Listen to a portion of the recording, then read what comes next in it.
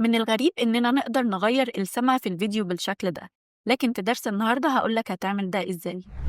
طبعا معظمكم سمع الدرس اللي نزل يوم الاثنين الساعة 10، وكنا بنتكلم عن إنه إزاي أقدر أغير أي سمع موجودة عندي في الفيديو.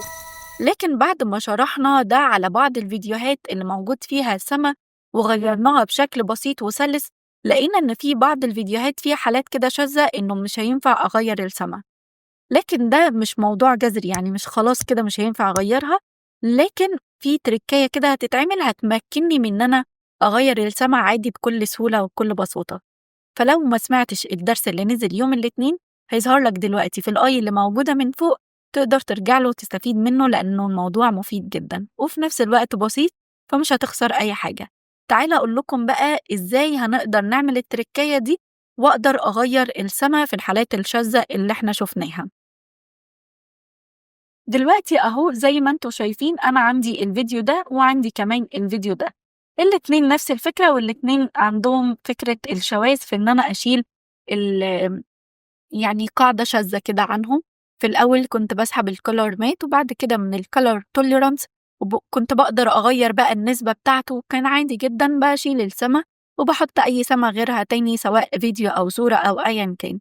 لكن المرة دي في حالة مختلفة، لو أنا عملت سيلكت عليهم هما الاتنين، جيت من هنا عملت سيرش على الكولر توليرانس أهو، قصدي الكولر كي أهو، وجيت سحبته كده هيتسحب عندي على الفيديوهين. طيب وبعدين هاجي دلوقتي كده هنزل تحت، هاجي من الكولر كي وهاجي من الاي دروفر دي وهشاور له على السما اللي انا عايزه اشيلها. طيب وبعدين لو جيت غيرت في نسبة الكولر توليرانس، هلاقي هيحصل معايا حاجة دلوقتي هتشوفوها. شايفين أنا أهو عايزة أخفي كل كمان الأجزاء اللي لونها أبيض دي أهو، أنا عايزة أخفي السما خالص.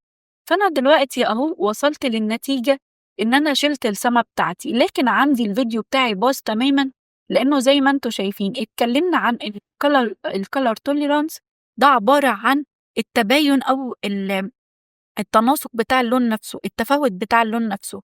فهو دلوقتي عندي السما اللون اللبني هو بنفس درجات لون المية، وهكذا في أجزاء تانية هنا. علشان كده لما جيت أشيل الجزء ده أو اللون ده اختفى معايا بعض الأجزاء التانية في الفيديو. طيب هعمل إيه؟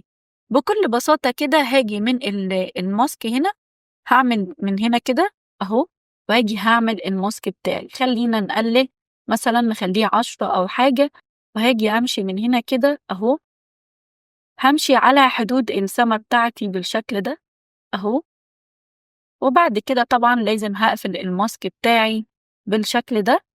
تمام، هالاقي إنه السما عندي موجودة رجعت زي ما هي، لكن الجزء ده بتاعي هو اللي متشال. كل اللي عليّا إن أنا إيه، هاضغط على inverted هنا أهو، هالاقي الفيديو بتاعي رجع تمام والسما بتاعتي اتشالت. كل اللي هاعمله دلوقتي هارفع ده على track تاني، وبعد كده هاجي من هنا هاختار مثلًا أي سما موجودة عندي أنا عايزاها هاسحبها أهو.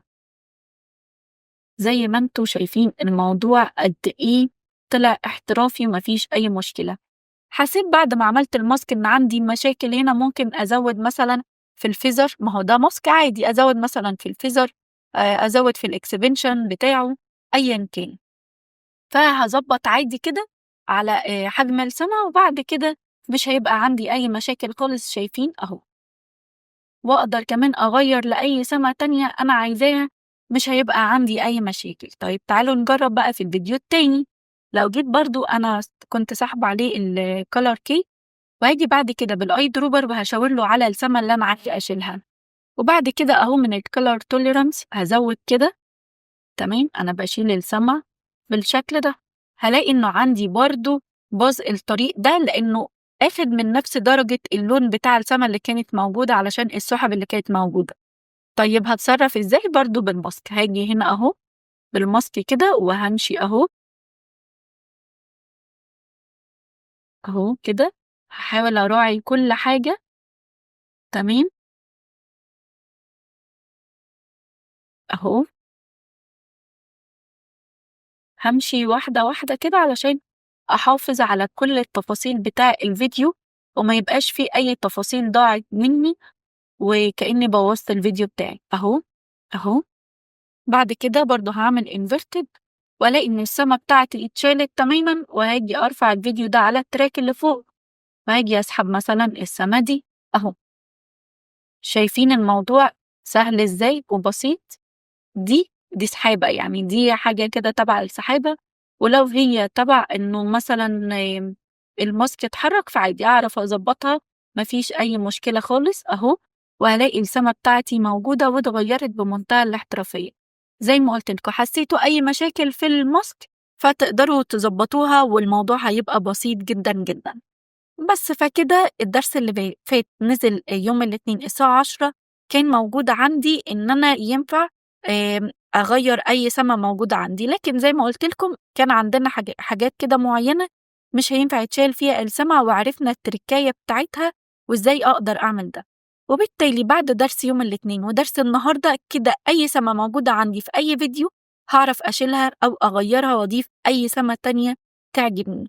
حابة بقى إن أنا أخلّي المشهد بتاعي يبقى ضلمة أو يعني كإنه جو ليل، فباقدر أغيّر بقى في الألوان وفي الإضاءة وفي الحاجات دي بتاعة الفيديو، وهكذا هاجيب سما مثلًا بالليل أو حاجة والكلام ده وهاروح ضايفاها، فكده حوّلت المشهد بتاعي تمامًا السما بالمشهد كلّه. طيب لإنه طبيعي مش هينفع يبقى في شمس مثلًا في السما بتاعتي وأحوّل الفيديو نفسه لبالليل، يعني أكيد مش منطقي. بس فتقدروا تطبّقوها زي ما أنتم عايزين، وده كان بكل بساطة درس النهارده وأتمنى يكون أفادكم، ولو عجبك الدرس ما تنساش تضغط لايك وسبسكرايب لو لسه مش مشترك في القناة علشان كل درس ينزل اتنين وخميس الساعة 10 يكون بيوصل لك، وما تنساش ترجع للدرس القديم لو لسه ما سمعتهوش.